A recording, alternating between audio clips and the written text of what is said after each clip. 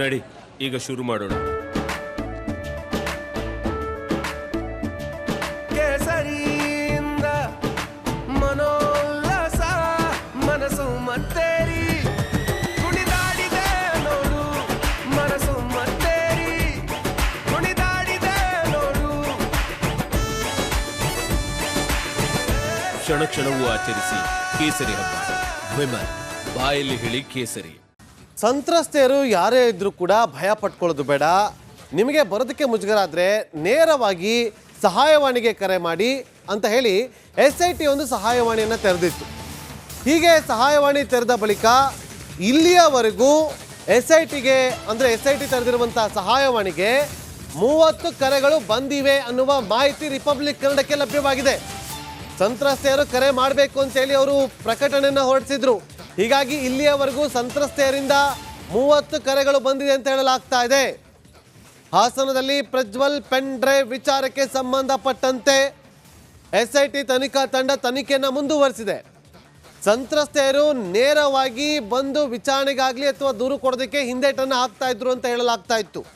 ಹಾಗಾಗಿ ಅವರು ಬರೋದು ಬೇಡ, ಒಂದು ವೇಳೆ ನಮಗೆ ಮಾಹಿತಿ ಕೊಡಲೇಬೇಕು ಅಂತ ಇದ್ದರೆ ಒಂದು ಸಹಾಯವಾಣಿಯನ್ನು ತೆರಿತೀವಿ, ಆ ಸಹಾಯವಾಣಿಗೆ ಕರೆ ಮಾಡಿ ಮಾಹಿತಿಯನ್ನು ಹಂಚ್ಕೋಬೋದು ಅಂತೇಳಿ SIT ಸಹಾಯವಾಣಿಯನ್ನು ತೆರೆದಿತ್ತು. ಈಗ ಇಲ್ಲಿಯವರೆಗೂ 30 ಕರೆಗಳು ಬಂದಿದೆ ಅಂತ ಹೇಳಲಾಗ್ತಾ ಇದೆ.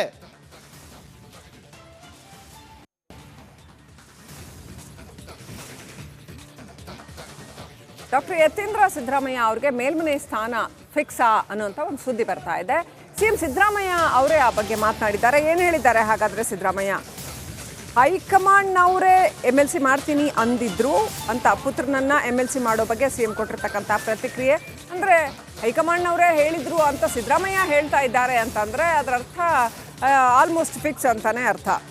ಏನು ಮಾಡ್ತಾರೋ ಗೊತ್ತಿಲ್ಲ ಅಂತ ಬೇರೆ ಹೇಳ್ತಾ ಇದ್ದಾರೆ. ಹೈಕಮಾಂಡ್ ನಾಯಕರೇ ಭರವಸೆ ಕೊಟ್ಟಿದ್ದಾರೆ, ಏನು ಮಾಡ್ತಾರೋ ಗೊತ್ತಿಲ್ಲ ಅಂತ ಮೈಸೂರಿನಲ್ಲಿ ಸಿದ್ದರಾಮಯ್ಯ ಹೇಳಿಕೆ ಕೊಟ್ಟಿದ್ದಾರೆ. ಹೈಕಮಾಂಡ್ನವರೇ ಅದು ಅವ್ರಿಗೆ ಮಾಡ್ತೀವಿ, ಮುಂದೆ MLC ಮಾಡ್ತೀವಿ ಅಂತ ಹೇಳಿದ್ರು. ಏನ್ ಮಾಡ್ತಾರೆ ಅಂತ ಗೊತ್ತಿಲ್ಲ. ಕಳೆದ ಬಾರಿ ಇವರು ಶಾಸಕರಾಗಿದ್ದಂತವರು ಹೈಕಮಾಂಡ್ ಹೇಳಿದ ತಕ್ಷಣ ಸ್ಥಾನವನ್ನ ಬಿಟ್ಕೊಟ್ಟಿದ್ದಾರೆ, ಅದನ್ನ ಪರಿಗಣಿಸಬೇಕಂತ ಹೈಕಮಾಂಡ್ ಅಂತೇಳಿ ಜನರ ಒತ್ತಾಯ. ಹೌದಪ್ಪ, ನಾನು ಅದನ್ನೇ ಹೇಳ್ತಾ ಇರೋದು.